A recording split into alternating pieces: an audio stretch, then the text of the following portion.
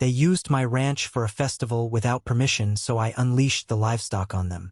The sun beat down on my ranch, a sprawling piece of Wyoming land where Karen flowers bloomed wild and free every spring, their violet petals a quiet promise of peace.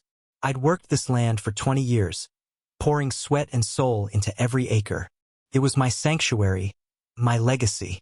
But that morning, as I sipped coffee on my porch, I saw them hundreds of strangers, their laughter and music shattering the stillness. They'd turned my ranch into a festival ground without so much as a phone call.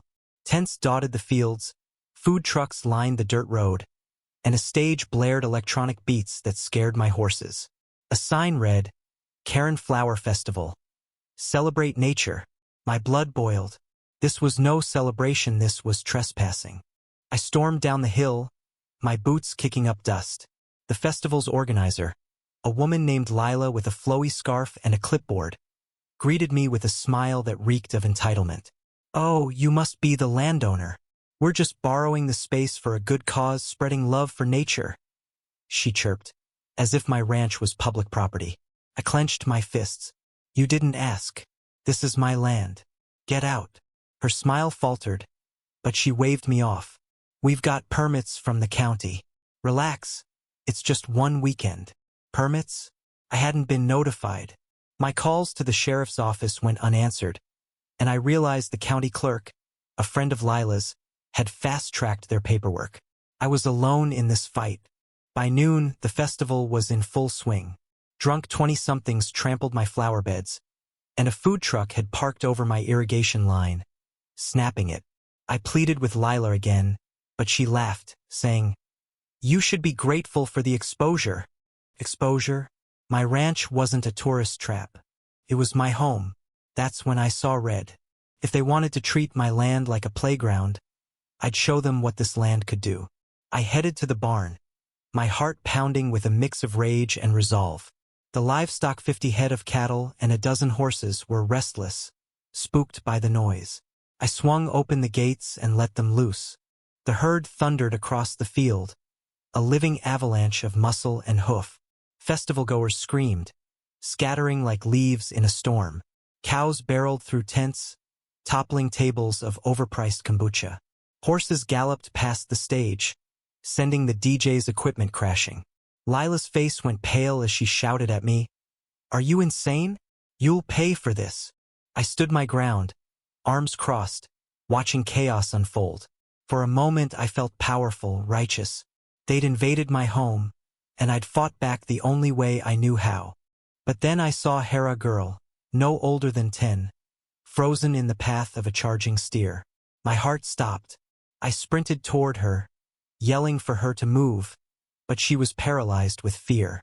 Before I could reach her, a figure darted from the crowd, a lanky teenager, maybe 16, with a mop of curly hair. He scooped the girl up and dove behind a hay bale just as the steer stormed past. The boy's eyes met mine, wide with panic but sharp with defiance. "What the hell, man?" he shouted. "You could have killed her." Shame hit me like a sledgehammer. I hadn't meant for anyone to get hurt, especially not a kid. The sheriff finally arrived, dispersing the herd and shutting down the festival. Lila was livid, threatening lawsuits, but the sheriff confirmed her permit was a clerical error, invalid. The crowd left, leaving behind a wrecked field and my own wrecked conscience. That evening, the teenager, whose name was Ethan, came to my porch. He wasn't there to yell. Instead, he told me his little sister, the girl I'd almost endangered, loved Karen flowers and had begged to see the festival. "She didn't know it was wrong," he said quietly. "Neither did I." His words cut deeper than any lawsuit could. I'd acted out of anger, but I'd forgotten the human cost. Ethan wasn't some entitled influencer, was just a kid trying to make his sister happy. I offered to let them visit the ranch anytime, to see the flowers properly. Ethan nodded, but his eyes held no forgiveness. As he walked away, I looked out at my land, the Karen flowers now trampled and broken, mirroring something inside me. I'd won the battle, but at what price? My rage had justified chaos, but it hadn't brought justice. It had nearly cost a child her life. The land was mine again, but it felt hollow, stained by my own recklessness. In the days that followed, I rebuilt fences, irrigation, my own sense of right and wrong. I thought of Ethan and his sister, of Lila's arrogance, of my own fury. The ranch was more than land. It was a mirror of who I was. I'd let it become a battlefield, and I'd lost more than I'd gained. The Karen flowers would bloom again next spring, but some wounds don't heal so easily. What would you have done in my place? Stood your ground, or found another way to seek justice?